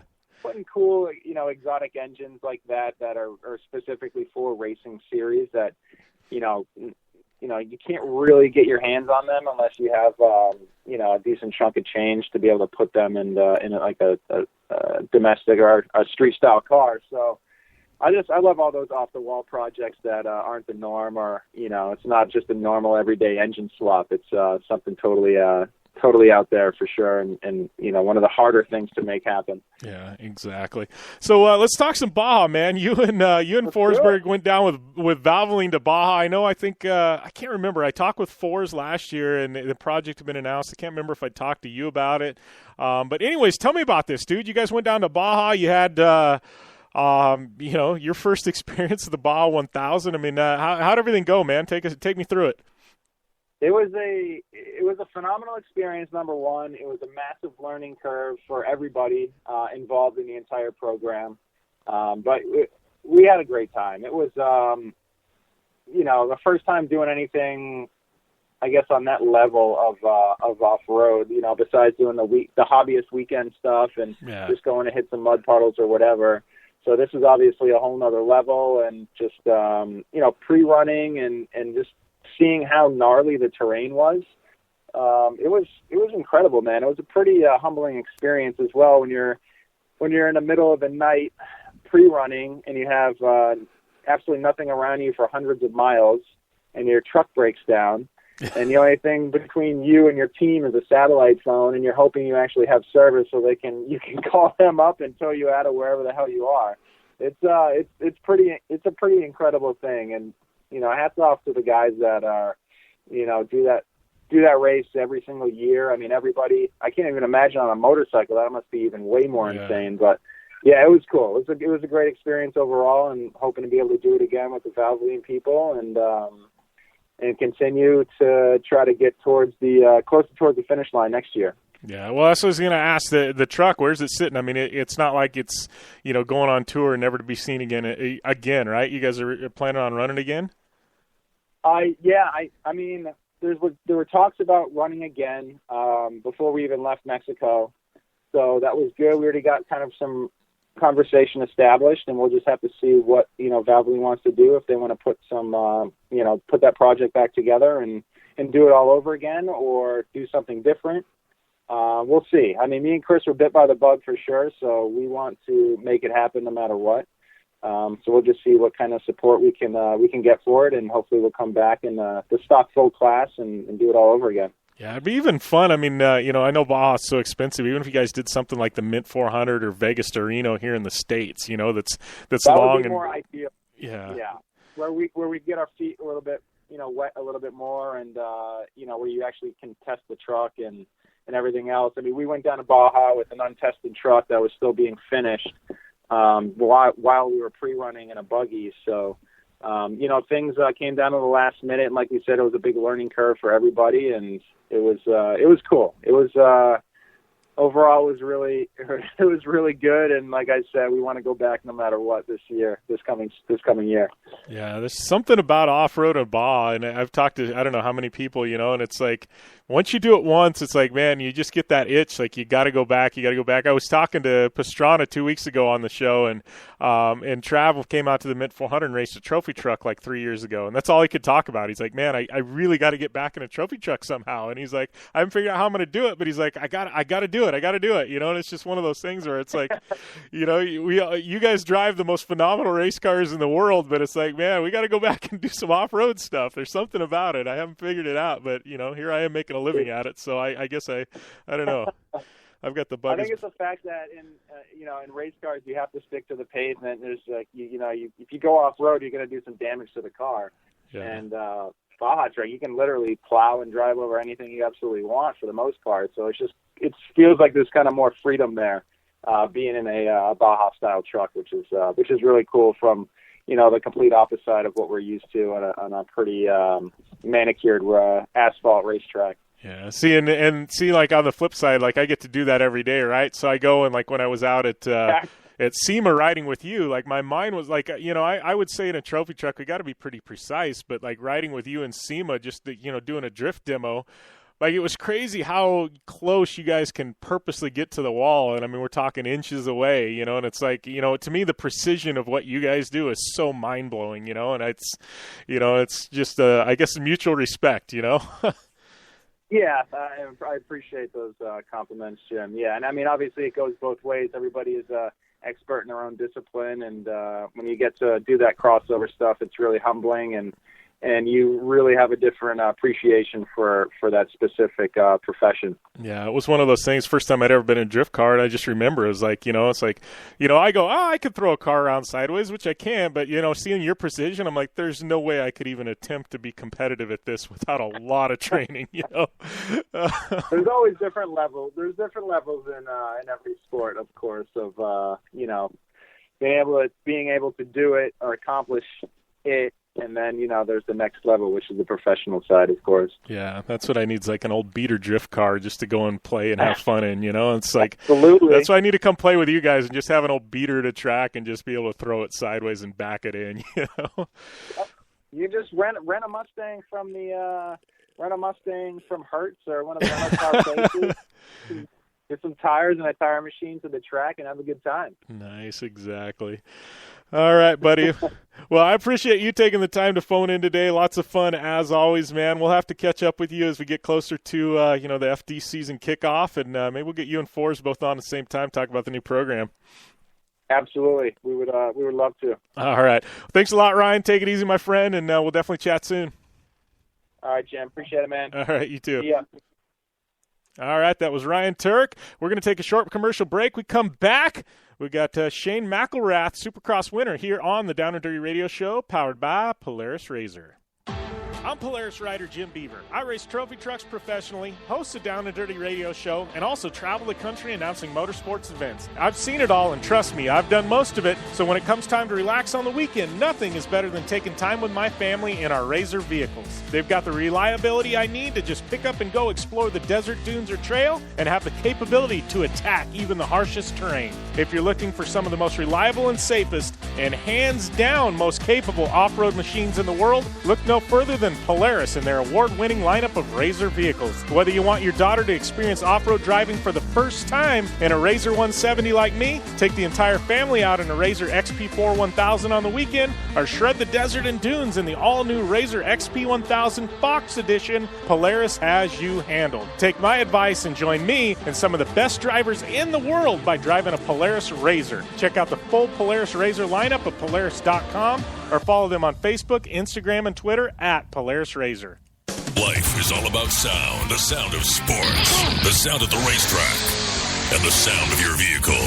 Don't drive around listening to this. Drive around listening to the sound of performance. Gibson Performance. Gibson Performance Exhaust is the company who can turn this into this. Remember that life is all about sound, and Gibson Exhaust is the sound of performance. Check out your next catback exhaust system, headers, muffler, or UTV exhaust at GibsonPerformance.com and get more power and more sound. MTX Audio is the leader in sound. Whether you're looking for high-quality, all-weather motorsports audio products like soundbars, amplifiers, and speakers that will work on any UTV or motorcycle, need to dial in your car or home with high-performance audio solutions, or are looking for a new portable speaker or set of headphones, MTX Audio has what you need to get your project sounding as good as it looks. MTX Audio is a family-owned American manufacturer who has been in business for over 40 years. Check out the full line of products at mtx.com. Since 1970, KC Highlights has been designing and manufacturing performance lighting for off-road and motorsports, beginning with the legendary Daylighter up until today's revolutionary Flex, Pod, and Pro 6 lighting systems. KC Highlights offers a full line of halogen, HID, and LED lighting solutions for your off-road vehicle. Looking for the best quality lighting? Looking for the brand champions choose? You're looking for KC Highlights. Find out more information at kchighlights.com or follow them on Facebook, Instagram, and Twitter at KC Highlights. The Subaru WRX and WRX STI, a 268 horsepower turbocharged Subaru Boxer engine, rockets the WRX around corners and down straightaways. A race-ready 305 horsepower turbocharged Subaru Boxer engine keeps the WRX STI a rally legend. The Subaru WRX and WRX STI, it's not a sibling rivalry, it's a tag team. Get the latest from Subaru Rally Team USA at Subaru.com/rally.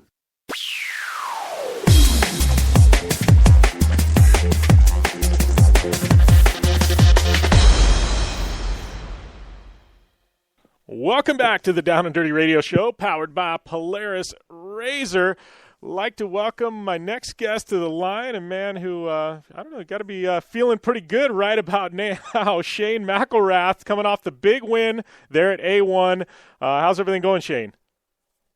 Everything's been going good. I've been trying to kind of figure out exactly how I'm feeling and just trying to keep my sights set on San Diego. I mean, it was big for myself and the team, and just kind of a shocker, I guess, to a lot of people, including myself.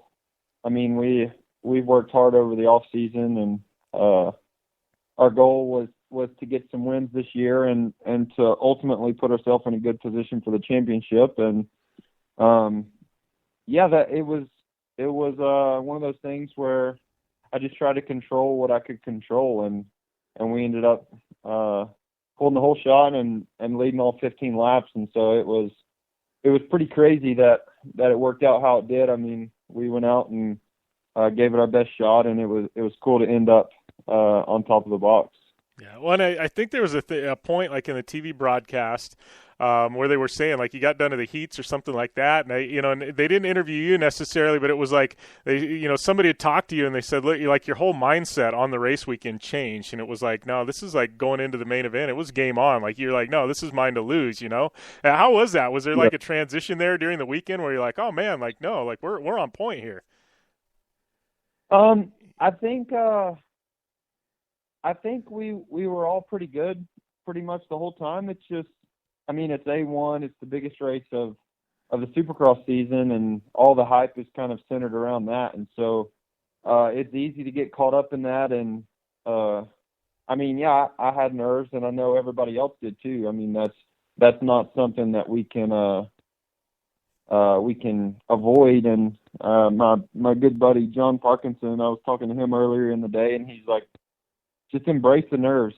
I mean, it kind of put it into perspective. It's like, I mean, everybody's going to be dealing with it. And so, like I said, it was about focusing on what I can control and trying to just go out and put into play what we've been working on for the last few months. Well, it's got to feel pretty damn good at this point to get the monkey off your back, man. Win number one. I know you've taken some podiums before. You've got some second places mixed in there, but to finally walk away with the number one, it's like normally they say when it rains it pours, right? And I know you're sitting through a rainstorm there in SoCal right now, but got to feel pretty darn good getting that off your back. Yeah, and that's the biggest thing. I mean, I've heard people say that winning the first one is the hardest, and up until like halfway, I was kind of like, kind of still in shock and still holding my breath. I was like, dang, this is crazy right now. And then, which I've led some laps before, but I don't think I handled it very well. And then, like at about halfway, I was like, all right, like even I had made a few pretty good mistakes, and the people behind me weren't really gaining on me that big, even when I had a few mistakes. So it was like, all right, like it's time to grit it out. I mean, I know nobody is not tired right now, so it's like accept the challenge and just treat it like practice. I mean, we all practice together, we all train together, and I mean, treat it just like a practice day where I've got somebody chasing me from behind, and that's kind of just what I had to kind of keep my perspective as, to keep myself from thinking about, oh, dude, this is crazy. I mean, I got like counting down laps. Like, it's hard not to do that, but at the same time, I still have to hit all my marks and to keep pushing. Yeah. Well, you know, and talk about going in this season. I mean, what was the prospects for you guys? I mean, you know, obviously 2015, you finished second in points. I mean, you were, you know, and then you go into last year, and then obviously you had injury, so you're coming back from injury this season. I mean, you know, what were the prospects of 2017? Obviously, you guys knew that you had something there, but it was just all putting it together. I mean, what was the off season like? And now, you know, sitting there with a red plate going into the second round. I mean, what are the prospects for the rest of the season? Yeah, I mean, this year kind of depends what happens after this year, and this is my fourth year racing Supercross, and I mean, if I win the championship this year, then next year I'll be up to 450. So, I mean, we definitely put in our work, and we've learned a lot over the last few years, and I think now it's like just kind of going with the flow. If I go out there and do all I can and it comes to me, then we take it and run with it.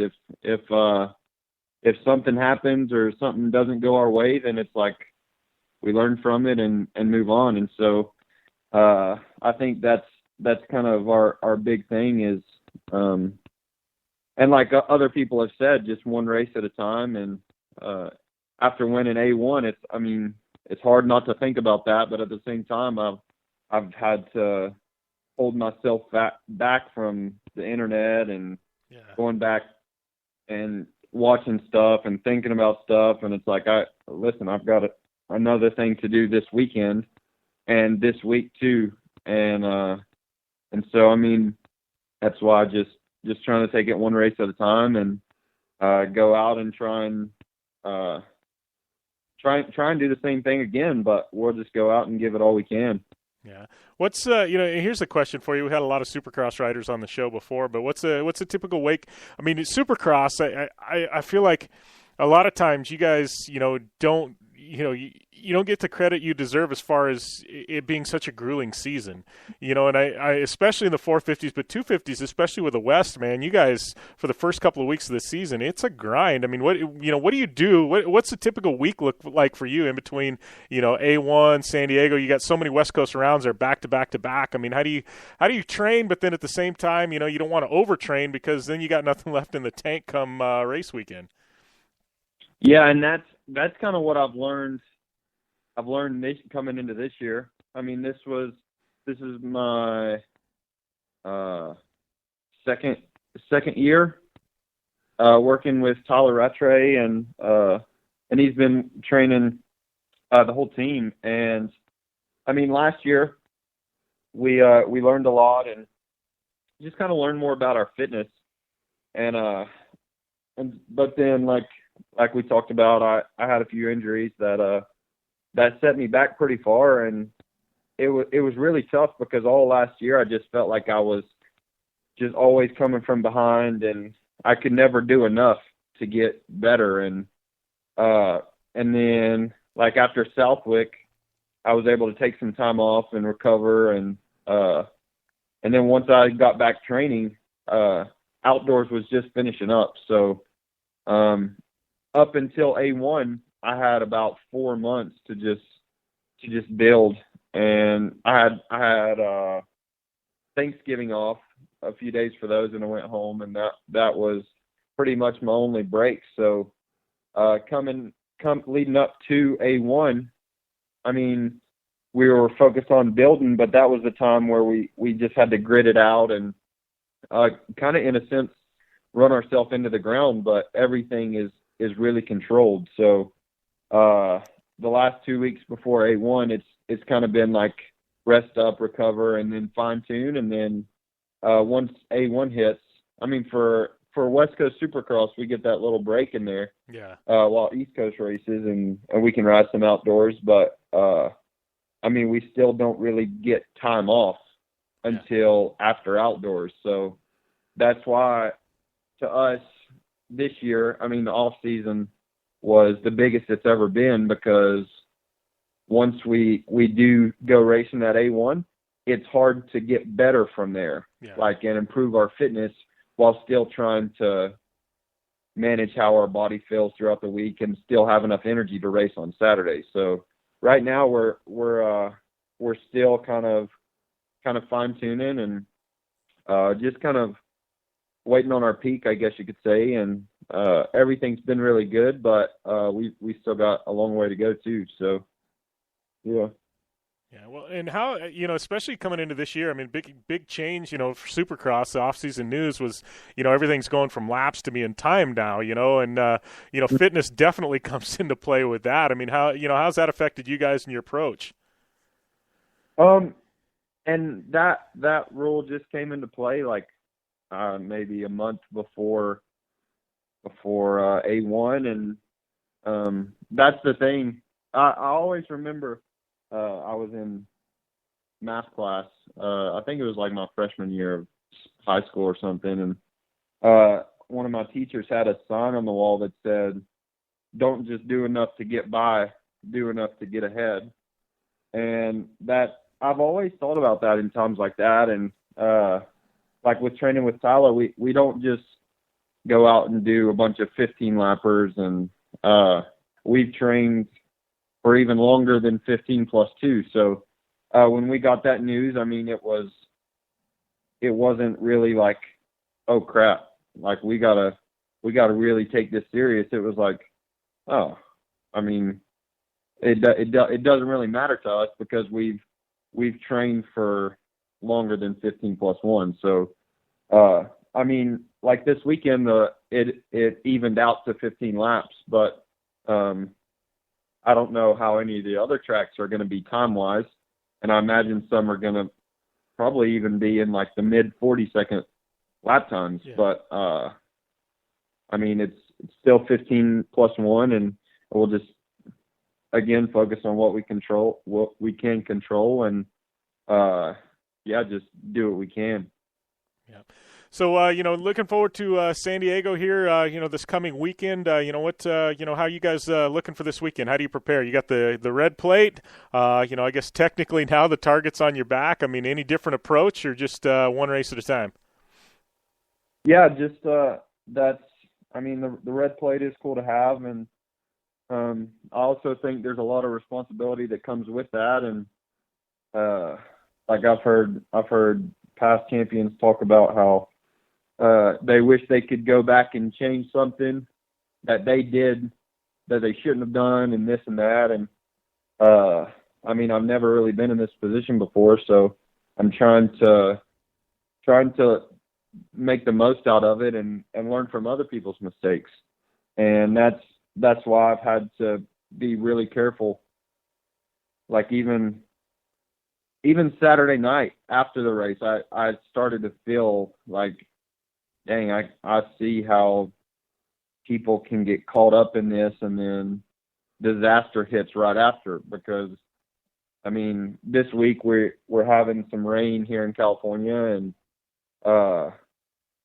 probably a few days off of riding that we actually need to be riding. So it's like it gives me more downtime to sit around and just ponder on it. But at the same time, it's like I can't live off of next weekend. I've got to prepare for San Diego just like I prepared for A1, and just try and do the same thing and go out and give it my all, and that's all I can expect.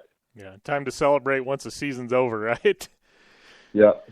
Awesome. Well, I appreciate the time, Shane, man. Congratulations on the big win there at A1. Looking forward to seeing you do battle this weekend in San Diego, and good luck the rest of the season. I'm sure we'll keep, be fun to catch up with you mid-season, kind of see how things are going. Yes, sir. And thanks for having me on the show, too. All right. Thanks a lot, Shane. Awesome having Shane McElrath on the show.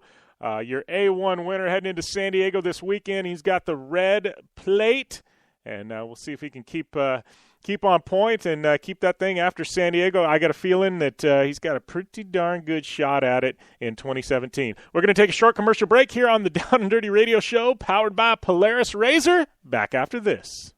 I'm Polaris rider Levi LaValle, and I choose Polaris just because they have the best quality, highest performing, most fun machines out there.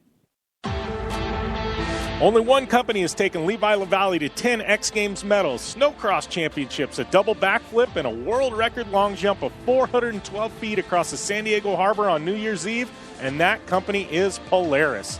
Whether it's dominating the X Games, racing a stock Polaris RZR XP1000 in the Terracross Championship, or just hitting the trail on the weekend, for over 20 years Levi has relied on the same quality Polaris vehicles and products you can purchase at your local Polaris dealer. Take the advice of action sports legend Levi LaValle and visit Polaris on the web at Polaris.com to see the full lineup of Polaris vehicles, or follow them on Facebook, Instagram, and Twitter at Polaris RZR.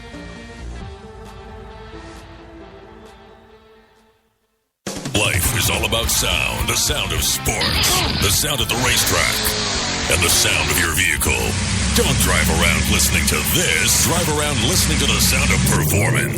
Gibson Performance. Gibson Performance Exhaust is the company who can turn this into this. Remember that life is all about sound, and Gibson Exhaust is the sound of performance. Check out your next catback exhaust system, headers, muffler, or UTV exhaust at GibsonPerformance.com and get more power and more sound.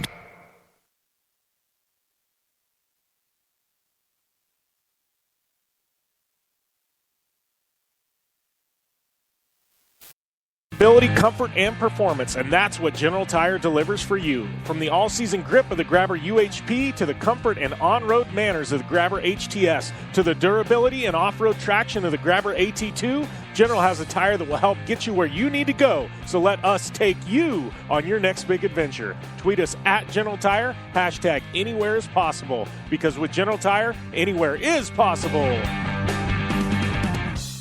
The Subaru WRX and WRX STI, a 268 horsepower turbocharged Subaru Boxer engine, rockets the WRX around corners and down straightaways. A race-ready 305 horsepower turbocharged Subaru Boxer engine keeps the WRX STI a rally legend. The Subaru WRX and WRX STI, it's not a sibling rivalry, it's a tag team. Get the latest from Subaru Rally Team USA at Subaru.com/rally. Looking to have some fun on four wheels? Dirtfish Rally School has you covered, packing as much adrenaline and adventure as you can handle into high-performance all-wheel drive and rear-wheel drive Subaru rally cars is where the fun begins at Dirtfish. Just 30 minutes outside of Seattle in Snoqualmie, you'll get a chance to train up to 3 full days with some of the country's best instructors and be put through the high-octane rush of rally on mud, dirt, and tarmac. Get started today and call 425-888-7715 or visit us online at dirtfish.com and use code 911 for a 15% discount.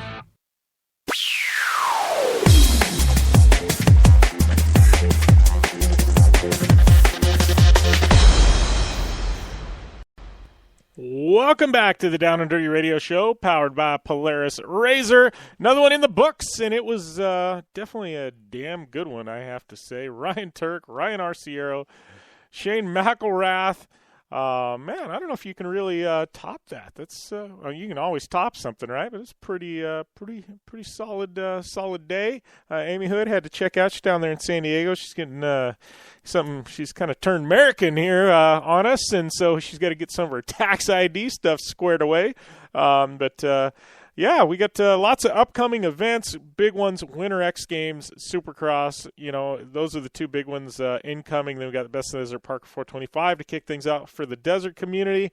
Man, I got a lot of stuff personally going on. Hang tight. It's going to be a heck of a ride. Don't forget Project Action, rate, review, subscribe on iTunes. Big one coming up this week. We've had Block, Pastrana, massive interviews. Just go over there, support it. It's on Podcast One. And, at Jim Beaver 15 on Instagram and Twitter. Amy is at AmyHood71. I'm doing a lot of Facebook Live stuff, so definitely hit me up over there as well. You're looking for a Dirtfish coupon code. It's JB Dirtfish. Big shout out to Polaris Razor, General Tire, Subaru, KCI Lights, Gibson Exhaust, Dirtfish, MTX, Impact, Terracross, and the Blue Water Resort and Casino. And man, thanks to all you guys for the support. You guys keep us grinding, keep us pushing along. We couldn't do it without you. Seriously, couldn't do it without you, and read each and every one of your messages on social media, and love them. If you got any feedback, any guests you want to hear, anything you want to hear more of, less of, hit me up, let me know. We'll try and make it happen. Hopefully you guys have a good week, and don't forget to check out Jim Beaver's Project Action. It is dropping on Thursday over on Podcast One, and thanks to all you guys for supporting that show as well. I'll be back next week. Amy Hood be here too, and it's going to be a good one. Be safe. As always, game on.